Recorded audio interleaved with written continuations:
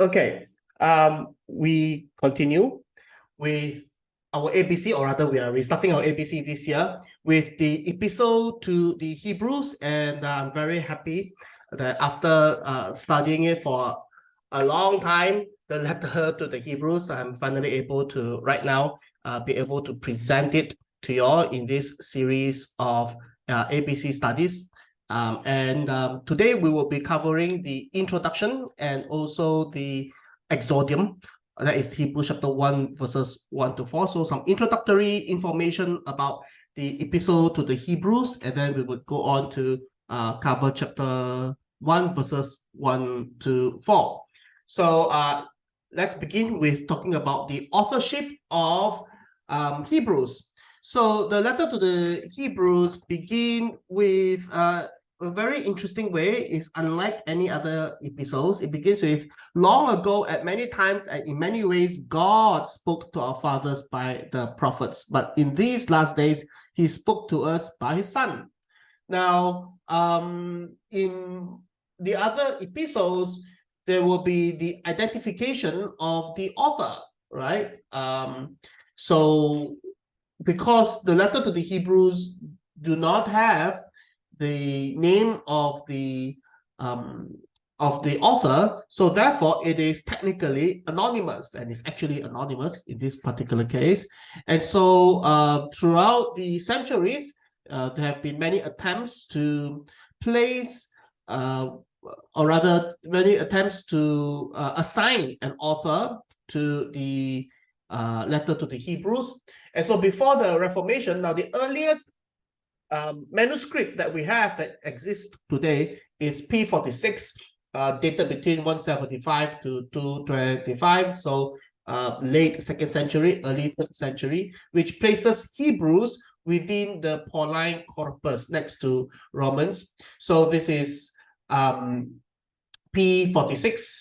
This is Pros Ebraios. So this is to the Hebrews, and we have several many leaves of it. We have Romans, and then we have Hebrews, and then we have 1 Corinthians, and then 2 Corinthians, Galatians, Thessalonians. And as you can see, the arrangement is pretty much like present. If you take out Hebrews, it'll be Romans, and then 1 Corinthians, 2 Corinthians, Galatians, Ephesians, Philippians, Colossians, 1 Thessalonians. Probably we have some missing pages as well. Probably 2 Thessalonians, maybe Philemon, 1st, 2nd Timothy, Titus, hard to tell. Now, why is the arrangement like this? So the New Testament is arranged this way. First, we have the 4 Gospels, followed by the Acts of the Apostles. That makes sense. And then now we have the epistles.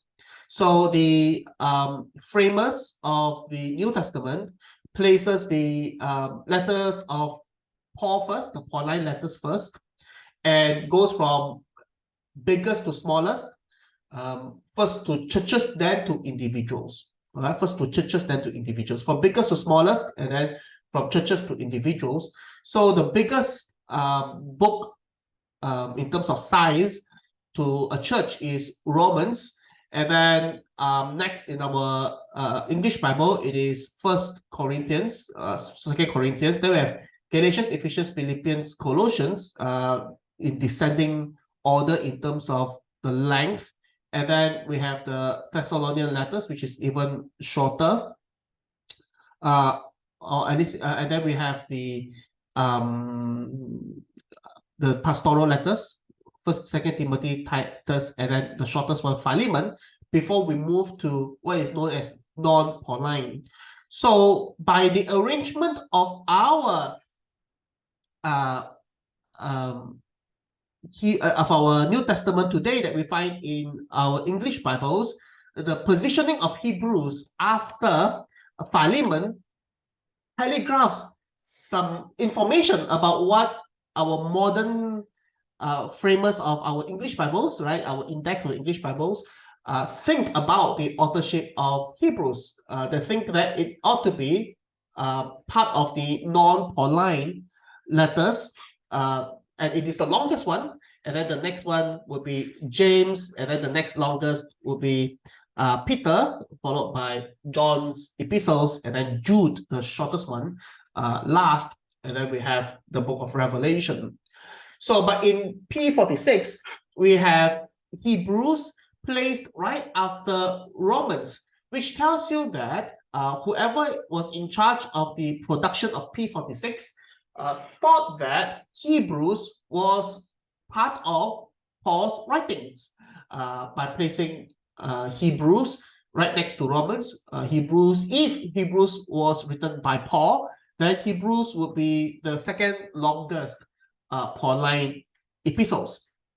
So that is the witness from P46. And so the idea that Paul wrote Hebrews came rather early on in the early 3rd century, 175 to 225.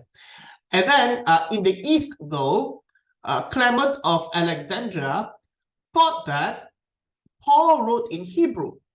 Since it is addressed to the Hebrews, then Paul must have written it at first in Hebrew, and then Luke translated it into Greek. The question is, why didn't Clement of Alexandria thought that Paul wrote it in Greek? The reason is Hebrew's Greek is very, very good. Okay, the Greek in Hebrews is markedly superior to the Greek that is found in Paul's letters. The Greek of Hebrews is on par with the Gospel of Luke and also the Acts of the Apostles. So I would say that the best Greek in the New Testament is Luke, Acts, and Hebrews. So the Greek in Hebrews is obviously superior than, say, the Greek of Romans or First Corinthians, etc. So Clement of Alexandria then thought that, you know what, Luke must have had a hand in the production of the letter to the Hebrews, and so he thought that, okay, Paul might have written it in Hebrew, and then Luke translated it into Greek. Now, then also in the East, Origen thought that one of Paul's associates took notes of the apostles' teaching and wrote the epistle. So maybe Luke was entirely responsible for Luke or one of his associates, a Silas, a Timothy, or somebody who has a better grasp of Greek than Paul,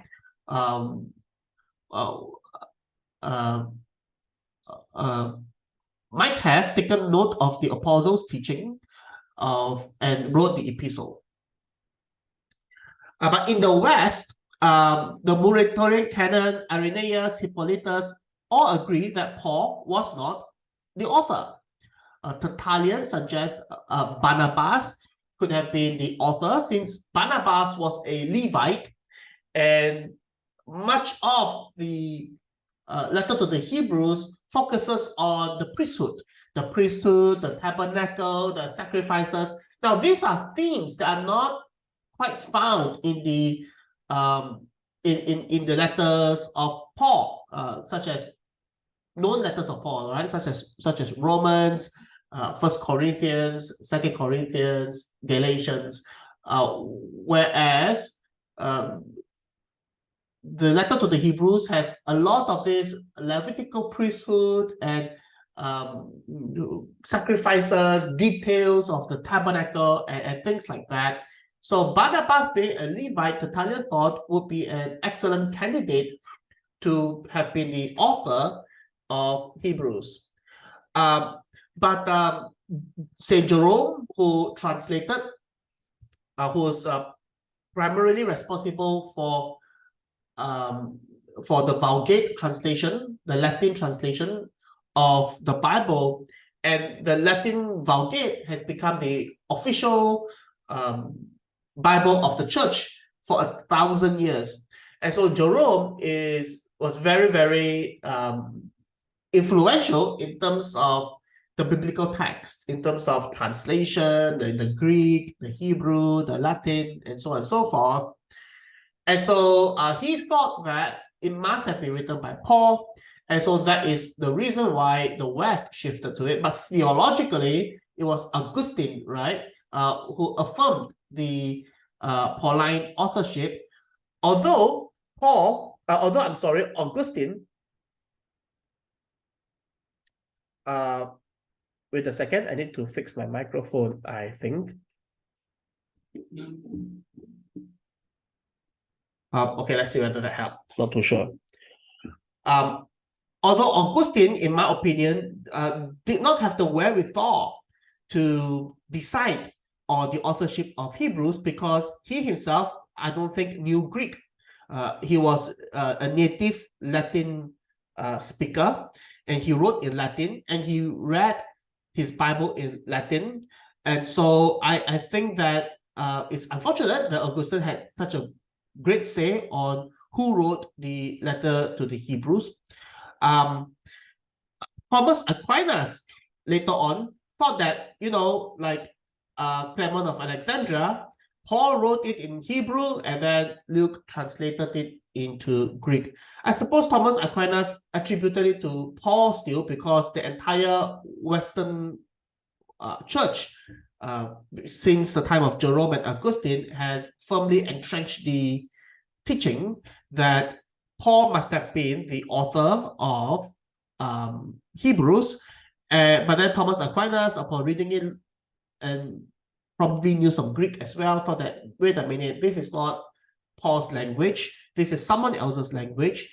And so maybe Clement of Alexandria was right, that Paul wrote in Hebrew and Luke translated it to epistle, since we know for a fact that Luke had a great command of the Greek language, an excellent command of the Greek language, as evidenced by the Gospel of Luke and the Acts of the Apostles, and the letter to the Hebrews is on par with that. And there is some verbal similarity between Hebrews and also Luke Acts. So before the Reformation, that was the idea.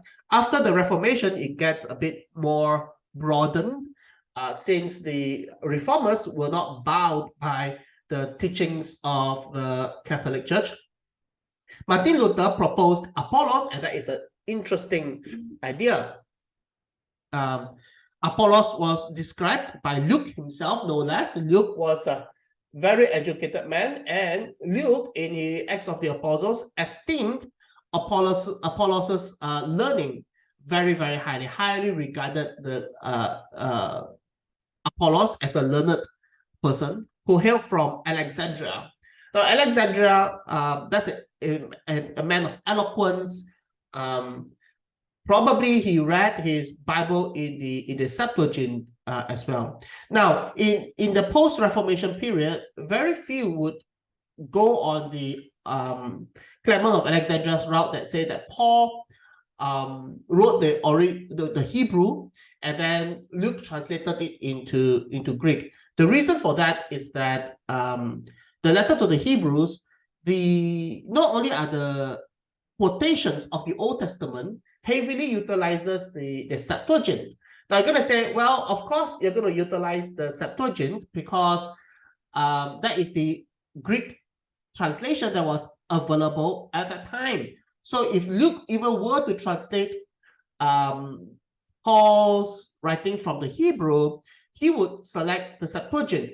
But the thing is that a lot of the arguments made in Hebrews are often dependent on the reading in the Septuagint and not the reading in the Hebrew original. So that is why if you read some of the quotations in the letter to the Hebrews, which we're going to do next week, the quotations of the Old Testament in Hebrews, and then you go back to look at your Old Testament, you're going to see disparity between the quotations in the letter to the Hebrews and the Hebrew original in your Old Testament. So all you need to do is just to read the letter to Hebrews, and then you look at the cross references to the Old Testament, and then you read the Old Testament, and it may not be the same. And not only they're not the same, the arguments that the letter to the Hebrews provide is dependent on the Greek version of the Old Testament that he was translating, and not necessarily based on the Hebrew text.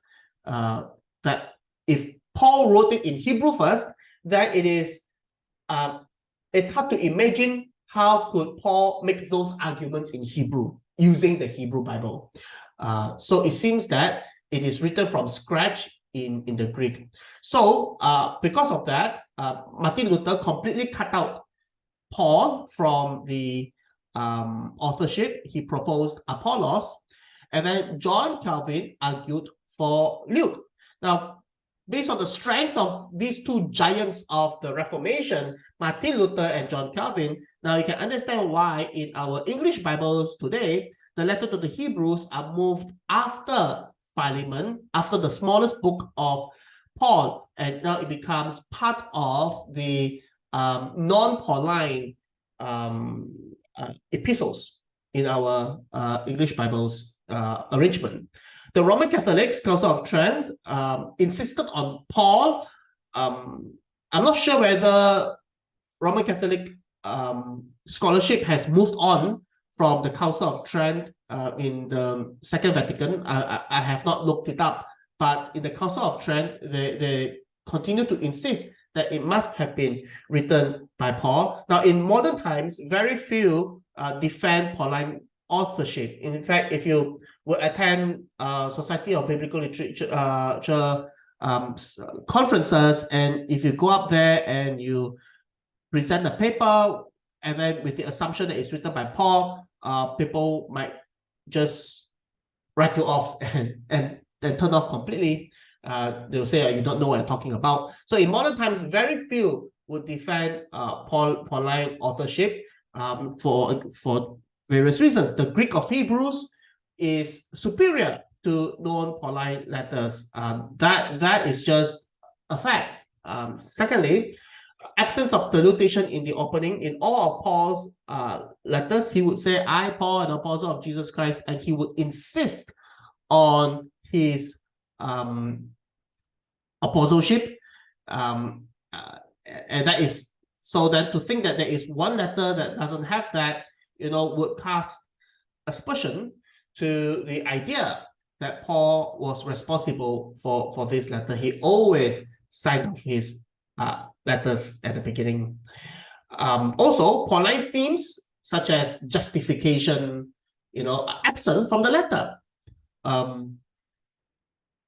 Adoption and things like that, right? They are very prominent in especially the longer books where Paul had time to develop his themes.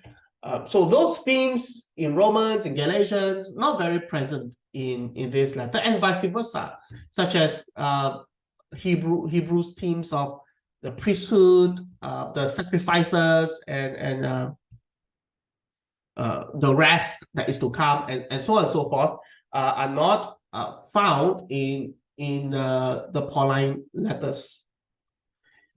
And I think one of the smoking gun is that the author seems to have a second-hand knowledge of Christ rather than direct revelation. If you see Hebrews chapter 2, the author writes, therefore, we must pay closer attention to what we have heard, lest we drift away from it. For since the message declared by angels proved to be reliable, and every transgression or disobedience received a just retribution, referring to the Old Testament, how shall we escape if we neglect such a great salvation, that is the message brought by Christ? It was declared at first by the Lord, that is by the Lord Jesus, and it was attested to us by those who heard. That means those who had first-hand experiences with the Lord Jesus. The message of the great salvation was declared by the Lord Jesus himself, and then it was attested by the apostles, attested to us by those who heard, while God also bore witness by signs and wonders and various miracles and the gifts of the Holy Spirit distributed according to his will. So it seems then that the author, having put himself with those who have heard from to put himself as part of those who received the attestation of those who heard the Lord.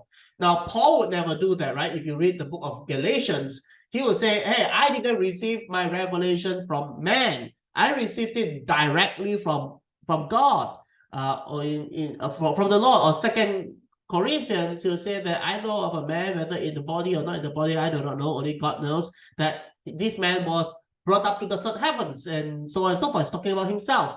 So Paul will always insist on his apostolicity, on his authority, and on his first-hand reception of the message of salvation from the Lord, and he has good reasons to do so, because he had that encounter with Jesus on the road to Damascus, and then he had his spent time in Arabia, and so on and so forth, where the Lord revealed to him more and more about who he is. And he went to Jerusalem to meet the apostles, only to confirm that what he has already received from the Lord was in line with what the other apostles have received from the Lord. So for Paul to say that, it was declared at first by the Lord and it was attested to us by those who heard, now that seemed a bit more secondhand. Now that seemed like something that Luke would say, and Luke says that in Luke chapter 1, verses 1 to 4. And so for that reason, this is very few would define Pauline authorship. So then who could have written? Barnabas. So that is one of the original suggestions, right? Barnabas, possible. He was a Hellenist Levite. So he knew his Greek Bible very well, the Septuagint, I guess, since he's from Cyprus and Cyprus speaks Greek, and he's a Levite, so he would know the ins and outs of what it means, the big section on the priesthood and on the sacrifices and on the tabernacle and things like that. He'll be very much interested in those, and that's a possibility. Barnabas had as much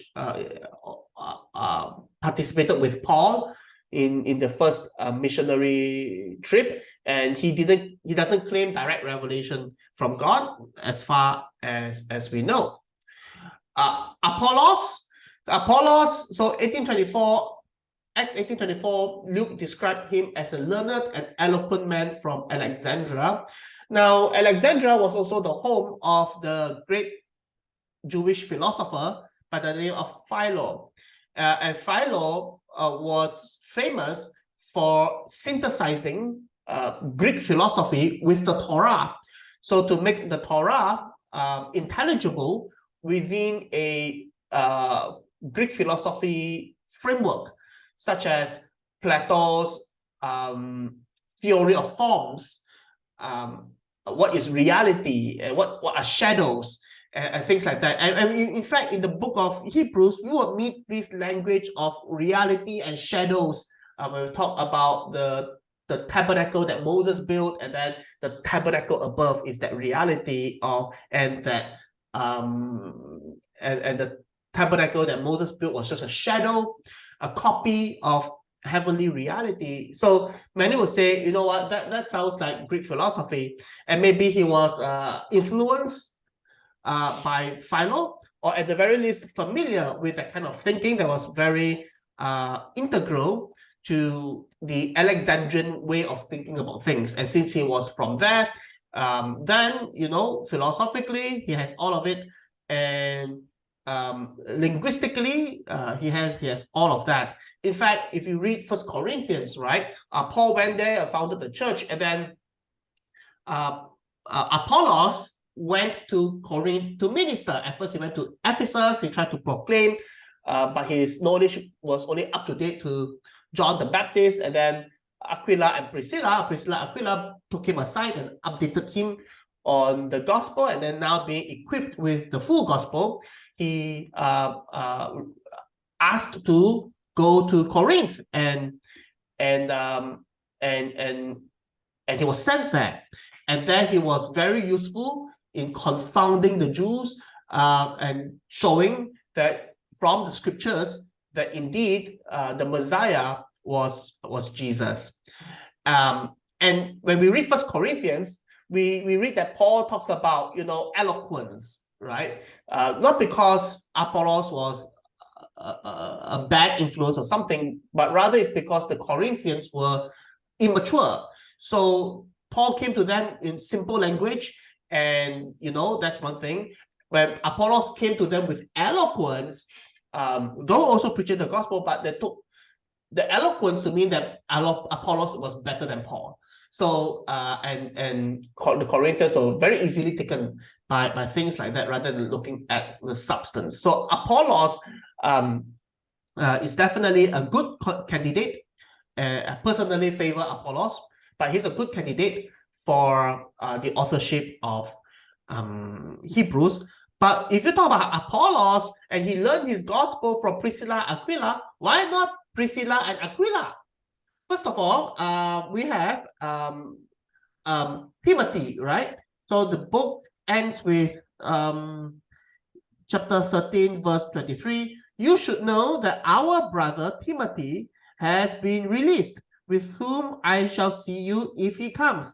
So I'm not too sure if Apollos knew Timothy or Barnabas knew Timothy, but Priscilla and Aquila certainly knew Timothy. Now, of course, in the course of decades of ministry, it is not impossible that Barnabas, Apollos, and so on and so forth also came to know Timothy, if this Timothy that is mentioned in Hebrews 13:23 is the same Timothy that was a co-worker of Paul.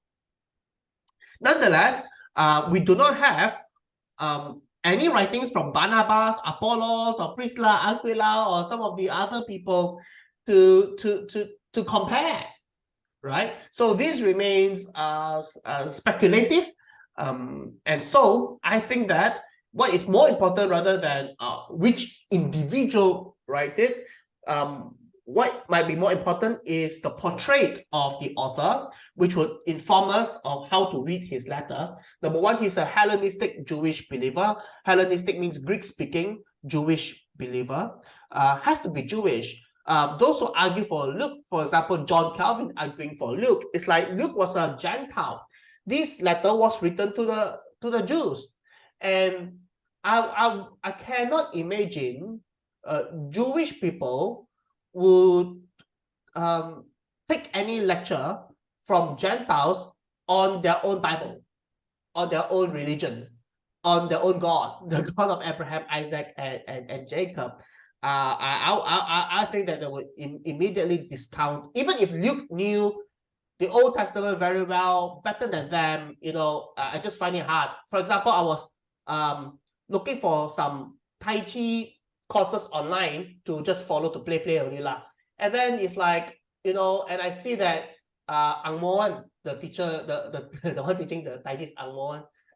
He might be good, what I mean? He might be good, but I just couldn't bring myself to learn Tai Chi from my Ang Moan, There's just something about that. So I don't know.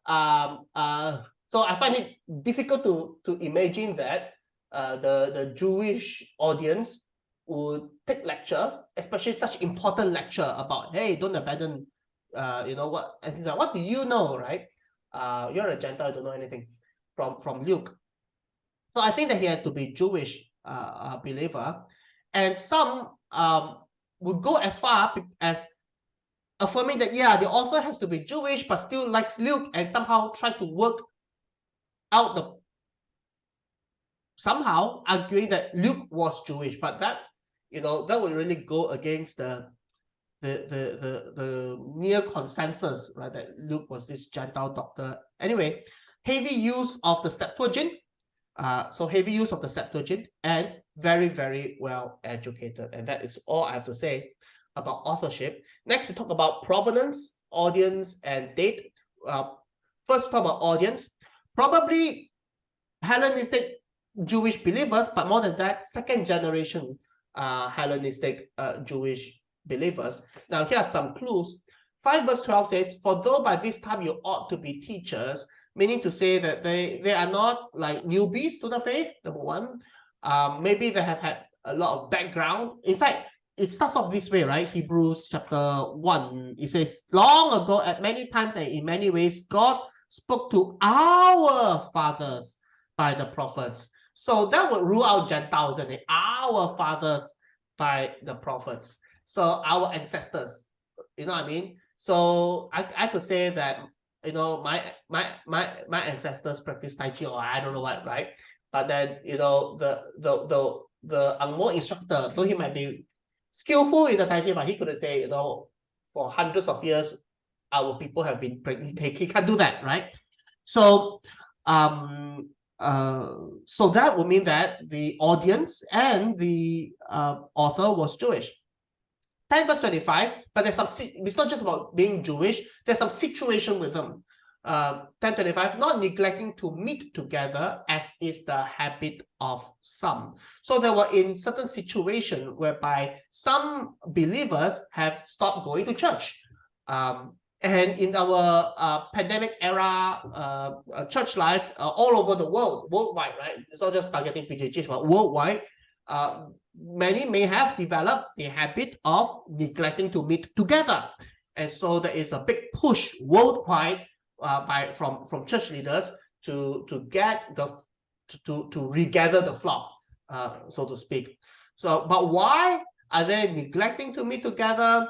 Well, 10:32 to 34 gives some indication. But recall the former days when, after you were enlightened, you endured a hard struggle with sufferings, sometimes being publicly exposed to reproach and affliction, and sometimes being partners with those so treated. For you had compassion on those in prison, and you joyfully accepted the plundering of your property. Imagine your property, your land, your house get confiscated from you because you believe in Jesus. Okay, so they were under some serious, intense persecution, or at least the beginning of it, right? Even if they are not killed for their faith yet, but then they were here having their property proscribed, and that's being thrown into prison, public humiliation and affliction. Maybe they get beatings, sometimes being partners with those so treated. I also mentioned that they are more likely to be second generation rather than first generation, because 13 verse 7 says, remember your leaders, those who spoke to you the word of God. Consider the outcome of their way of life and imitate their faith. The leaders must have been much older, such that, and have been walking with the Lord Jesus for a while. Otherwise, you can't talk about the outcome of their way of life, right? You want to know about the outcome of my way of life, I mean, you have to wait for another, right before I die or something like that, right? Then you can, then you can say, I have fought the good fight, I have finished the race, I have kept the faith, right? But before that, you can't really say that. So either the leaders are, some may have passed away, such that we can talk about the outcome of their way of life. And some might still be alive, but very senior citizens, and so imitate their faith.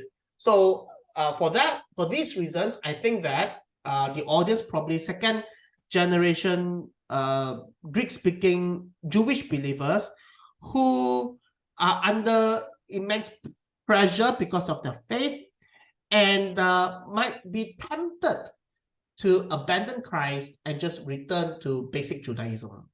And that is why the letter needs to give out warnings after warnings after warnings. And these warnings comes at the back of telling how Christ is superior to whatever you can find in Judaism, right? So things that you can find in Judaism, such as talks about angels, or that the Holy Land as the rest that Joshua has brought, or the sacrificial system, the high priesthood, etc., etc. The author would go at length to show how Christ is superior to those, and every time he finished a section about how Christ is superior to Judaism stuff, and then would issue a warning not to abandon what they're calling to Christ.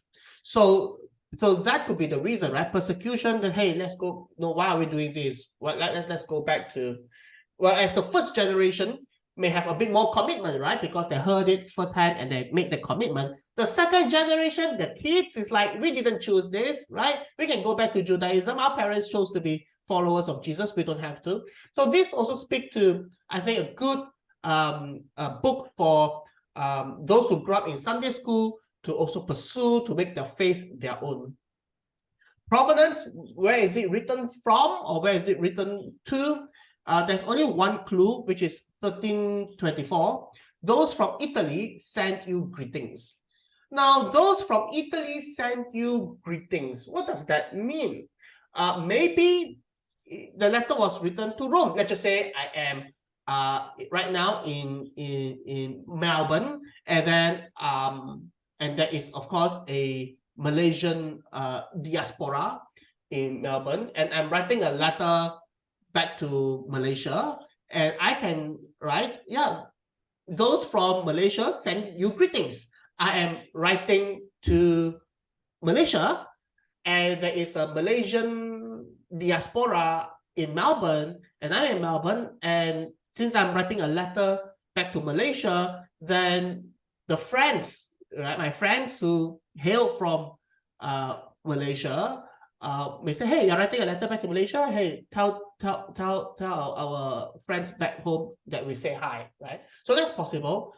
Italian expatriates sending greetings in a letter to Rome, or was the author himself writing from Rome, right? So he's in Rome, and then it's like he's writing from to say, I don't know, Corinth, let's just say, nobody knows. Let's just say the author was writing to Corinth, and he's writing from Rome, and he said, yeah, those from Italy, everyone here send you greetings. Now, personally, I think the first one is has more has a higher likelihood, but we cannot be too sure of these things. When was and I'll probably tell you why as well. When was it written? The end point, the latest date that it could be written is year 100. Year 100. It cannot be after 100. Because Clement of Rome, in the year not in the year 96, but he flourished around the year 96. He referenced Hebrews. Clement was a bishop of Rome at that time, and he wrote a letter which we still have today. This is 1 Clement 36.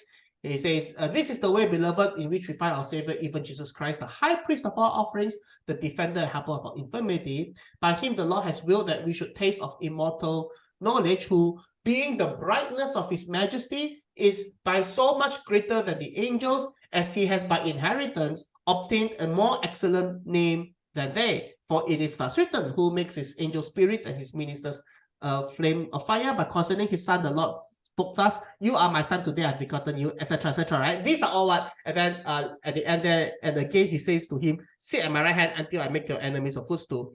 These are all what? These are all basically quotations of following Hebrews chapter 1, isn't it? Being the brightness of his majesty, etc. That is just chapter 1, verse 3 and 4 of Hebrews. So Clement is quoting from the author of from the epistle to the Hebrews, and he's Clement of Rome. So that adds to the idea that it was written to Rome, and then Clement must have read, right, one of the original copy of the letter to the Hebrews, if indeed Hebrews was written to Rome. So 96, that's the latest. So assuming Timothy is in 13 to 23, 13 verse 23 is Paul's companion. I mean, there's no reason to say that he's the only Timothy in the whole world at the time. It's not even the only Timothy in our church, maybe. So, you know what I mean? So, but then it's possible, right? There are no other Timothys that we know.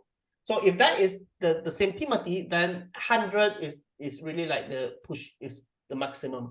So, but that's the maximum, right? When could be the earliest date or likely date? So some will say a date before 70. Reason being that 70 was the destruction of Jerusalem. and the temple, and there is no indication anywhere in the letter to Hebrews, letter to the Jews. You're writing to the Jews, and you don't talk about the destruction of the temple. It's crazy. It is like if, let's just say, the Twin Towers collapse, right? And then you are writing about right to Malaysians after the Twin Tower collapse, and makes no reference to the collapse of the Twin Tower. That's incredible. And the temple in Jerusalem itself is more important to the Jews than the Twin Towers are to us. The Twin Towers are important to us. So a day before 70. Now, if it's written to Rome, then it ought to be pre-Nero, because during Nero it is not just a confiscation of property. It is not just imprisonment. Nero was burning Christians as torches in his garden between the years 64 to 69. So I think that it is good that you can make a good case that the book was written before the year 64. In fact, maybe around the year 60, that was when there was an edict of Claudius. You can read about it in Acts, where Aquila and Priscilla had to flee, or rather they were expelled from Rome because of a edict by the Emperor Claudius to expel believers from Rome. And if you're expelled from your city, then of course your property is going to get confiscated. So that's a good candidate. 60, quite comfortable with the idea. Hebrews 12:3, consider he who endured from sinners such hostility against himself, so that you may not grow weary or faint-hearted in your struggle against sin. You have not yet resisted to the point of shedding your blood. After Nero, right, then there is just outright persecution to the death. Also, there's a lot of present tense argument regarding Jewish sacrifices, giving the impression that the Jewish sacrifices were still going on. In fact, I think it must have been still going on. Otherwise, if the temple is already destroyed, then talks about Jewish sacrifices are moot. Hebrews spent so much talking about the effectiveness of the one-time sacrifice of Christ versus the annual sacrifices that the high priests have to make year after year. Well, if the temple is already destroyed, then that point is moot. That phase of Judaism was over. Okay, so and Christ greater than the sacrifices. Yeah, the temple was yet to be destroyed. Otherwise, there's really no point to talk about it. So a date before 70, I'm quite happy with that. 60 before 64, 60 maybe. Enough time for the first generation to get older, so let's just say someone received Christ at the age of 40, and the gospel came to them in the 30s, okay, and then now we're in the 60s. So then this man who heard the gospel in the 40s, and will be now in his 70s, right? Sufficient for him to be learn from him, observe his way of the outcome of his life, and then imitate him, something like that.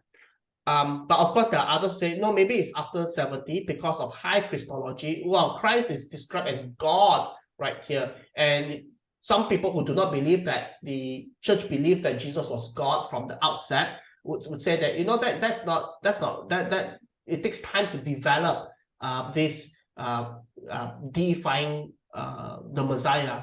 But that is not true, is it? Because Philippians chapter 2, verse 6 to 11, that's like 50s, right? At latest early 60s. And we have Jesus Christ, though he was in the form of God, did not consider equality with God something to be exploited. So therefore, high Christology, I think, is not a good argument. The church believed that Jesus was God from the outset. And there is this bearing the reproach of Christ outside the city. Does it mean that they were expelled from the synagogue? And the theory is that these Jewish believers were expelled from the synagogue later, after the year 70. But that doesn't have to be the case. For example, Paul was often expelled from the synagogue wherever he went. In Corinth, they had to set up shop next door. To the synagogue. So I think that although there are arguments for a date after 70, I think I'm more comfortable with a date before 70, around, in fact, 60 to 63, 64 max, before Nero's persecution. Okay, with that introductory word, we shall now come to Hebrews chapter 1, verses 1 to 4. Let me just read. Long ago, at many times and in many ways, God spoke to us, to our fathers by the prophets, but in these last days, he has spoken to us by his Son, or by the Son, or by a Son, whom he appointed the heir of all things, through whom also he created the world. He is the radiance of the glory of God and the exact imprint of his nature, and he upholds the universe by the word of his power. After making purification for sins, he sat down at the right hand of the Majesty on high, having become as much superior to angels as the name he has inherited is more excellent than theirs. Now, this is called the Exordium. I wonder what in the world is Exordium. Exordium, plural exordia, a beginning or introduction, especially to a discourse or composition, but it's not just an introduction to a discourse, but that it becomes the thesis statement of the letter, and the whole letter then is an exposition, really, of this particular thesis.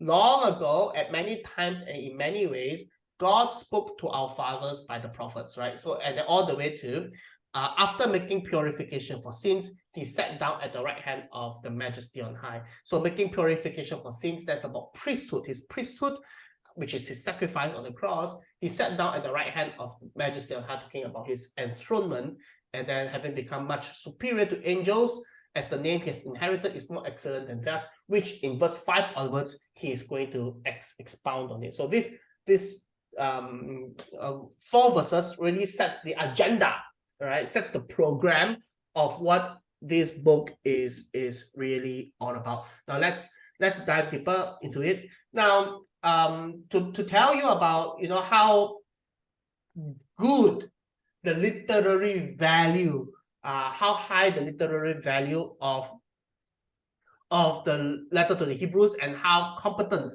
is the author in his Greek, how well educated he is.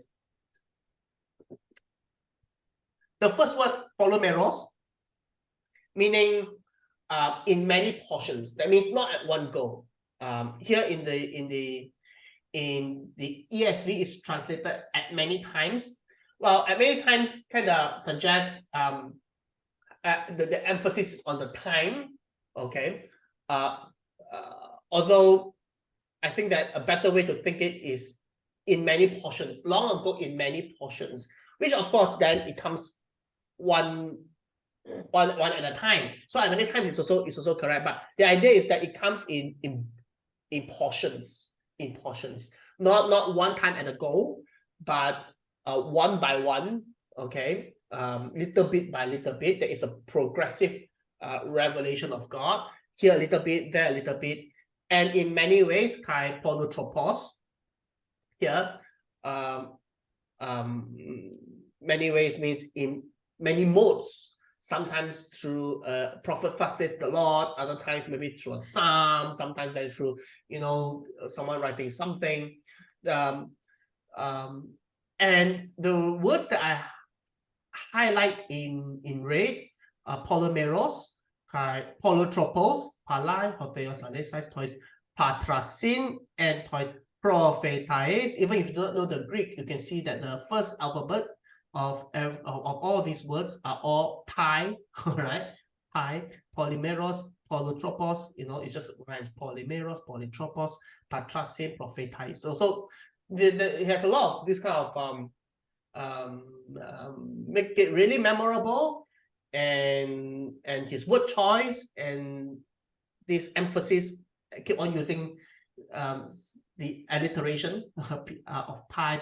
It just makes the whole thing very as you hear it, right, you get it. Okay.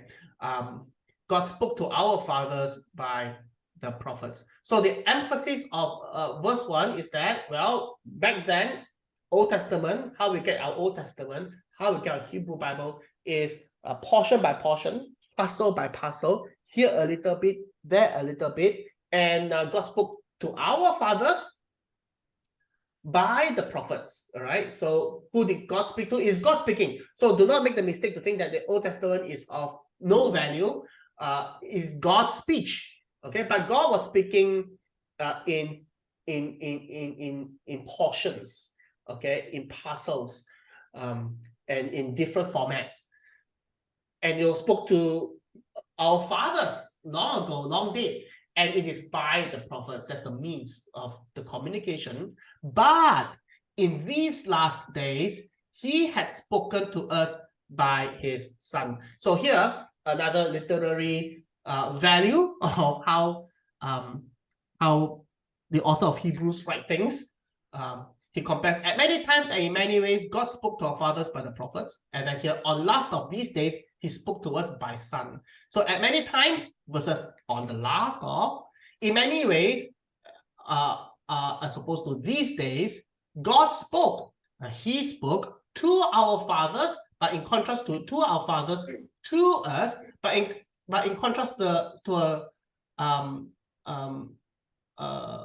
the prophets, someone's superior son, right? So you can just make phrase by phrase, word by word comparison between the first phrase and the second phrase, with the emphasis that now in these last days, referring to when the time of Christ, the coming of the Messiah inaugurates the last days. The old is passing away and the new has already come. That kind of an idea. The old order has passed away, is passing away, and the new order has already come. And so it is the most recent speech of God, the most up-to-date speech of God. That's the emphasis. But the other emphasis is that, as opposed to many times in many portions, now we have all together, right? A full revelation of God in many ways, but now by the prophets, but now by son. So way superior. Superior not in the sense that the New Testament is more valuable than the Old Testament. Old Testament less of the Word of God, New Testament more of the Word of God. But rather, the Old Testament is like bit by bit, bit by bit, bit by bit. Whereas the revelation by Jesus is at one go, and Christ is the end of the law. That is, Christ is the goal of the law. He brings the revelation of God to its final peak, to its final consummation, to its finality. So that is why the word that is brought by or spoken in God's Son is superior to God's speech in the past. Not in the sense that one is more the word of God than the other, but in the sense that it is the final revelation of God and the completing the revelation of God, making things really, really clear. Because if you read the Old Testament just by itself, you may miss out on who the Messiah will be, as the Jews have missed out on who the Messiah. But once Christ has come, and then the apostles are, this is how the Messiah, this is what salvation is, this is who God is. Wow, it's through his death, through his resurrection, by believing in him with eternal life. That is what this is about. It's very hard to discern that from the Old Testament. It is much easier to understand that in Christ. The other thing is that in most of our English translations, you may have, on lots of these days, he spoke to us by his son or by the son. Well, the word the is not there. The word his is not there in the original Greek. In fact, if you read your King James Version, the word his will be in italics, which is to tell the reader that it is the translator who supplied that. Now, if you read it literally, it will say, on last of these days, he spoke to us by a son. And many people are troubled that the author wrote by a son, and as though that, not a definite son, a son. Well, I'm going to talk about that next week and the week after that, when we talk about angels who are described in the Old Testament as also as sons of God. So a point in these last days has spoken to us by a son whom he appointed the heir of all things, through whom also he created the world. Now this tells you that Jesus is pre-existent. He is not part of the created order. He is not part of the world. He is not part of creation, but rather he was integrally involved in the creation of the world. In fact, this part, verse 2 to verse 4, has a very interesting structure. It goes like this. Like I said, the letter to Hebrews, no joke in terms of its literary value. So here's a chiasm. God appointed the Son as the heir of all things. Through the Son, God created the world. The Son is the radiance of God's glory. The Son is the exact imprint of his nature. The Son upholds the universe by the word of his power. After making purification for sins, the Son sat down at the right hand of the Majesty on high. And then the conclusion, having become as much superior to angels as the name he has inherited is more excellent than theirs, which then pivots him to verse 5 onwards to talk about angels. So here we have God appointed the Son as heir of all things. You can compare with the Son sat down at the right hand of the Majesty on high as the inheritor of all things. Then we have B, through the Son God created the world. And then here we have B prime, the Son upholds the universe by the word of his power. So here is the creation. Jesus is involved in the creation, but Jesus is not only involved in creation, Jesus is also involved in the sustenance of the universe, of all things. The word universe there is supplied by the translator. The Son upholds all things by the word of his power.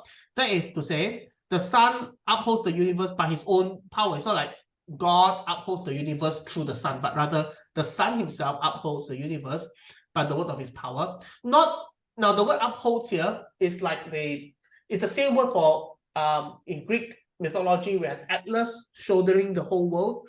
But I don't think that is what the author means, that the Son shoulders the whole world like that. But rather it is the Son who will bring the whole universe to its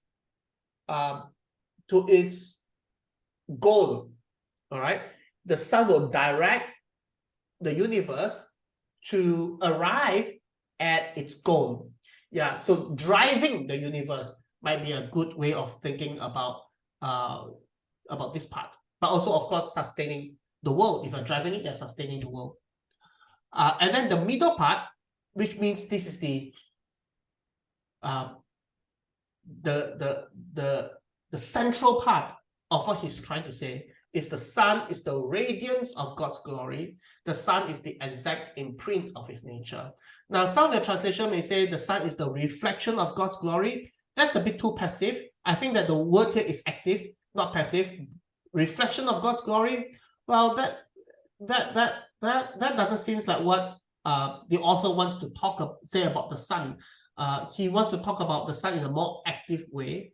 So I think we should take this word in a more active way. The Son is the radiance or the effulgence of God's glory.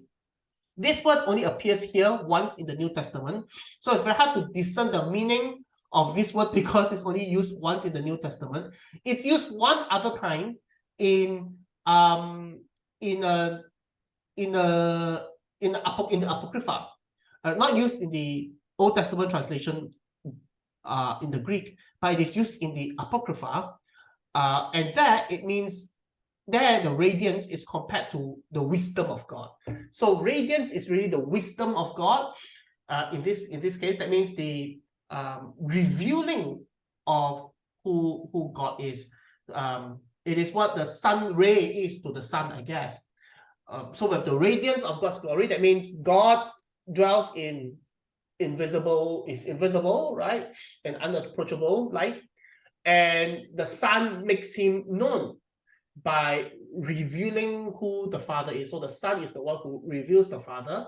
But how do you reveal the Father? How can you be the revelation of the Father? So how can Jesus says, for example, in the Gospel of John, if you see me, you see the Father. You see me, you see the Father. I and the Father are one.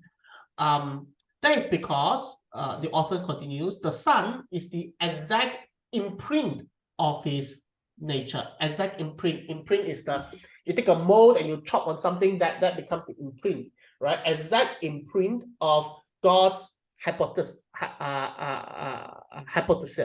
So hypothesis.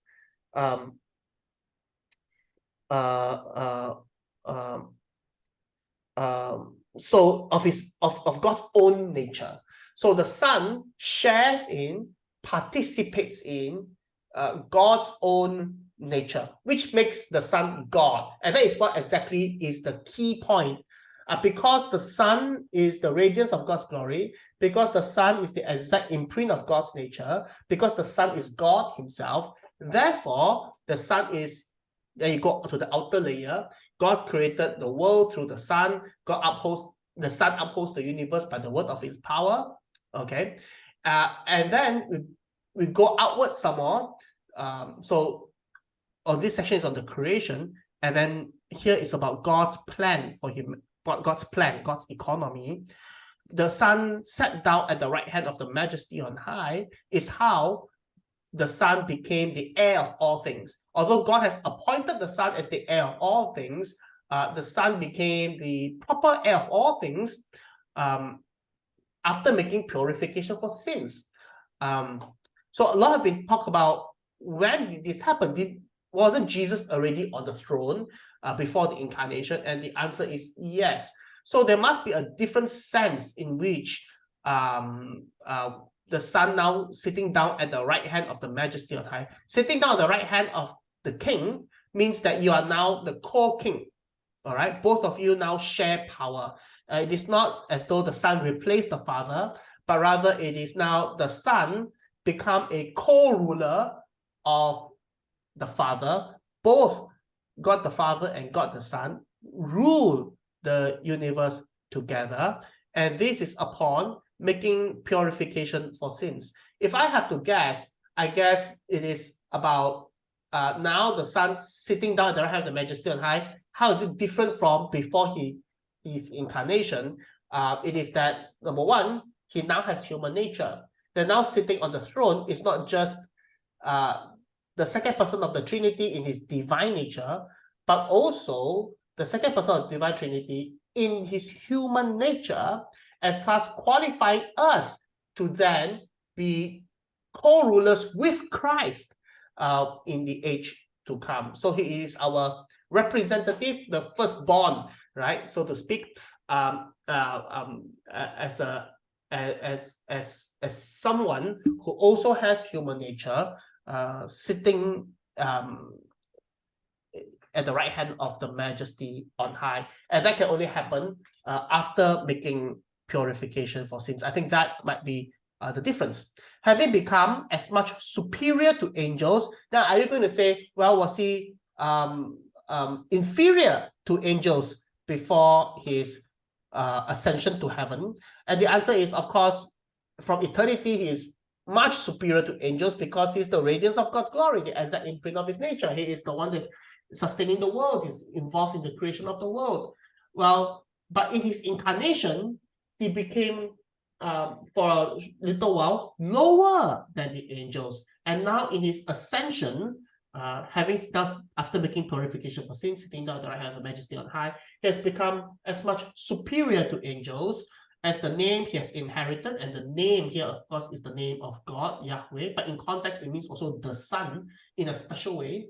I'm going to talk about how is Jesus the Son in a special way after his resurrection and in his ascension. Having become as much superior to angels as the name Yahweh he has inherited is more excellent than whatever Gabriel or Michael or so on and so forth. So there you have it. Hebrews chapter 1 verses 1 to 4. Long ago, at many times, in many ways, God spoke to our fathers by the prophets, but in these last days, He has spoken to us by his Son, whom he appointed the heir of all things, through whom also he created the world. He is the radiance of the glory of God, the exact imprint of his nature. He upholds the universe by the word of his power. After making purification for sins, he sat down at the right hand of the Majesty on high, having become as much superior to angels as the name he has inherited is more excellent than theirs. The message of God given through the Son in these last days is infinitely greater because it is final, because it is one-time goal, and because it is clear, and everything is revealed, greater than the ones that brought by the prophets long ago. So listen to the Son, not ignoring the prophets, but listen to the Son. And who is the Son? The identity of the Son is the radiance of God's glory, the exact imprint of his nature. Therefore, the Son is the perfect expression of the Father. If you come to the Son, you have come to the Father. If you know the Son, you know the Father.